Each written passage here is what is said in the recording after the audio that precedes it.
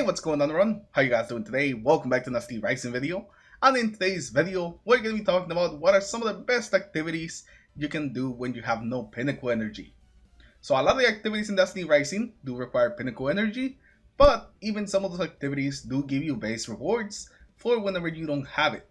With all of us using our Pinnacle energy for farming fruits lately, what can you actually do in the game that still advances your characters, your progression, while not using any Pinnacle energy? And there's actually quite a few things that may actually surprise you. So today we're going to be going over them and what you can actually get without the Pinnacle energy.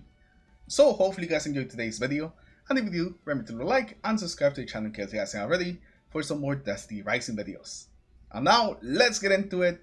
And you may not like the very first one because I'm sure you have been doing a lot of chaos already trying to get the fruits. But Singularity Chaos is actually a very good activity that you can do whenever you don't have any Pinnacle energy. Sure, you won't get the actual elemental fruits, but you can get some of the exotic mods, you can get some of the mythic mods, and you can even get some of those level materials that level up your artifacts. So I think the rewards are actually really good, especially if your characters are high enough where you can actually do the heroic and the master stages, since you don't just get one chest, you get multiple chests. So I would say to get the most out of this one, you should be doing it on those higher difficulties. If you're doing that, this can be an amazing farm for whenever you don't have any Pinnacle energy. Most of the time it feels like you do get a mythic mod, sometimes you don't because it is not guaranteed, but at 68% you're more than likely gonna get one. Now the exotic ones don't drop as often, it is just at 2%, but it is still something nice that has a chance of dropping. And even if you're not trying to do anything with your mythic mods, if you're only going for exotics, just having more mythic mods is really nice since you can also use them to upgrade some of those exotic mods once you actually get them.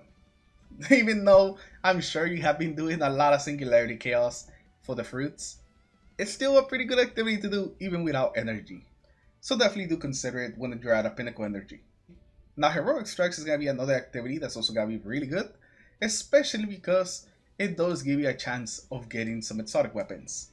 Now again, it's not a huge chance, it is a 1% chance, but it's actually not that much different than the Pinnacle giving you a 3% chance. But it's actually not much lower than what you get with the Pinnacle rewards, because even then, it's only 3%. And you do have a couple of the things that you can possibly get from doing these strikes, like getting weapon mods, mythic weapons, legendary weapons, getting some mythic parameters. There's something that you always get, and also a chance of getting some other mythic weapons, as well as being able to get some enhancing prisms and mod fragments. So you actually have quite a number of things that you'll get even when just using the basic rewards without the Pinnacle energy. And this is gonna be without doubt the best way to get some of these exotics without having to spend any Pinnacle energy. And this is kind of related to the strike, but the master activities, if you do have some keys, you can actually get loot with the keys without having to have any Pinnacle energy. Whenever you use your Pinnacle energy, you do get extra rewards, but using your keys will give you a chance of getting some pretty good mods, some mythic mods, some legendary mods, and also a very good chance that you get some exotics.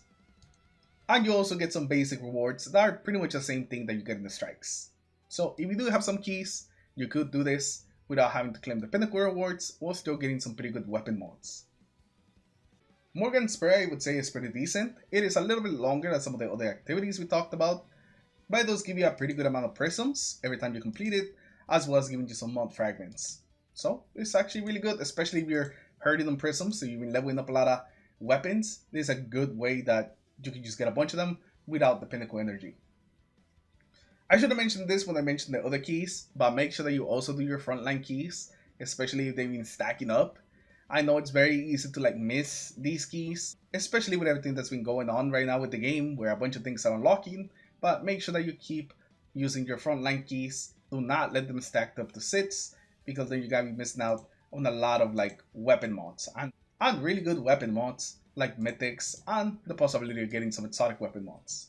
So make sure that you use those as well, but I know that's not really gonna apply to everyone because I'm sure some of you guys are using them as soon as you get them, which is good.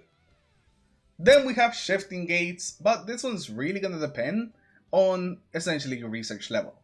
If your research level is pretty high, then you're going to have a very good chance at getting some mythics. I actually get a guaranteed mythic every game, since research level 5, and then as you get higher on your levels, you're going to be getting some exotics and increasing that exotic chance.